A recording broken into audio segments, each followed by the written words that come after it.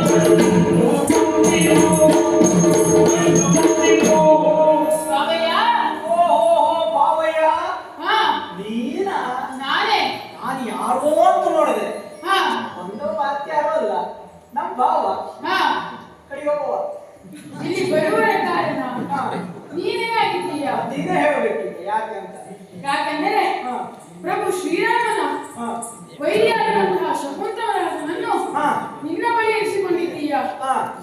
ಆತನನ್ನು ಬಿಡಿಸಿಕೊಳ್ಳುವುದಕ್ಕಾಗಿ ಶ್ರೀರಾಮನ ದಂಡೇರಿಗೆಯವರೆಗಾಗಿ ಬಂದಿದೆ. ಓ, ಅಲ್ಲಿ ಕೆಳಗಡೆ ಕಾಣ್ತಿರುವುದಿಲ್ಲ ಶ್ರೀರಾಮನ ದಂಡ. ರಾಮನ ಪರ್ವತ ಹೌದು. ಯಾಕೆ ಬಂದಿದ್ದು? ಶಕುಂತಲನ್ನು ಬಿಡಿಸಿಕೊಂಡು ಹೋಗುವುದು. ಅಂದ್ರೆ ಈಗ ಇನ್ನೊಂದು ಇಲ್ಲಿವರೆಗೆ ಕಳಿಸಿದ್ದು ಇಷ್ಟು ಹೇಳಬೇಕಾಗ ಅವು ಇಷ್ಟು ಹೇಳ್ಕಳಿಸ್ದ. ನಾನು ನಿನಗೆ ಹೇಳಬೇಕು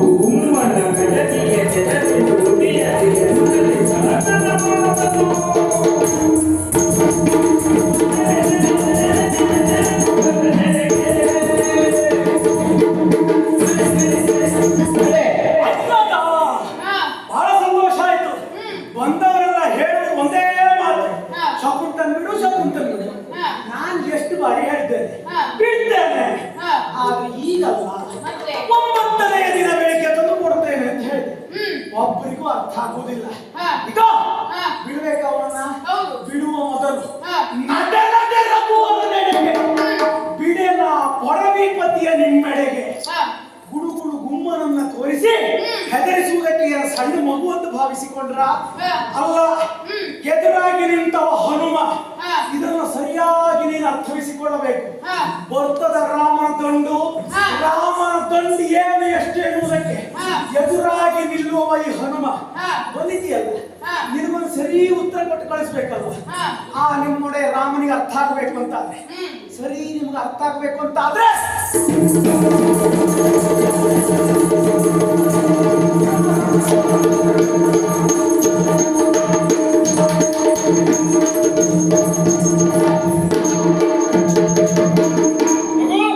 ಯೋಚಿಸಬೇಕಾದಿಲ್ಲ. ಒಬ್ಬ ಹೋದರೆ ಬಿಟ್ಟು ಕೊಡ್ತಾನ. ಸಕಲ ಸೇನೆ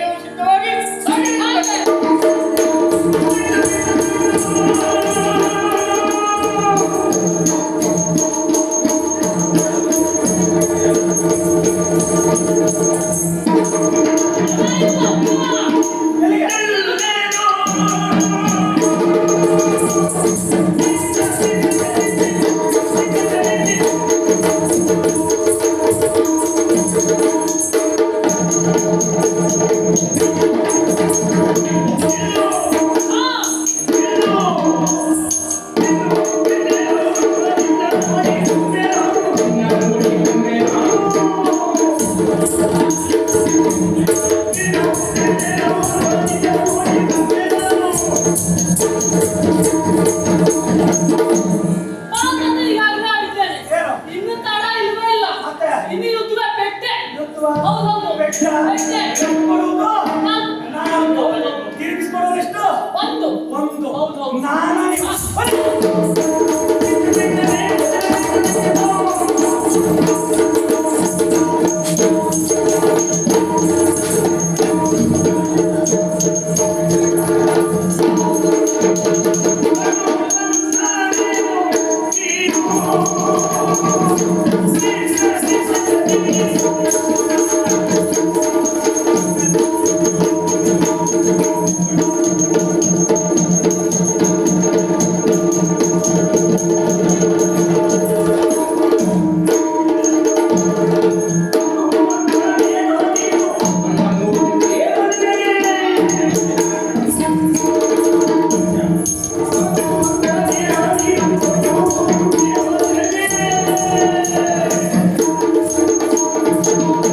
ಬಾಬಾ, ಒಳ್ಳೆ ಮಾತುಗಳು ಹೇಳಿದ್ರೆ ಕೇಳುವುದಿಲ್ಲ ಅಲ್ವಾ? ಬಾ ಮಗನೇ. ಯಾವ್ಯಾವ ಪ್ರಸಂಗದ ಗೊತ್ತಿರಿ ಮಾರ್ರೆ. ಹಾ. ನೀವು ನಮ್ಮ ಕಣ್ಣೆದುರಿಗೆ ಸಿಕ್ಕಿ ಹಾಗೆ ಬಿಡುವ ಅಂತ ಭಾವಿಸಿಕೊಂಡ್ಯಾ ಹಾ. ಒಂದು ಮೂರಲ್ಲ 6 ಕಣ್ಣು ಮಾಡ್ಕೊಳ್ತೀರಾ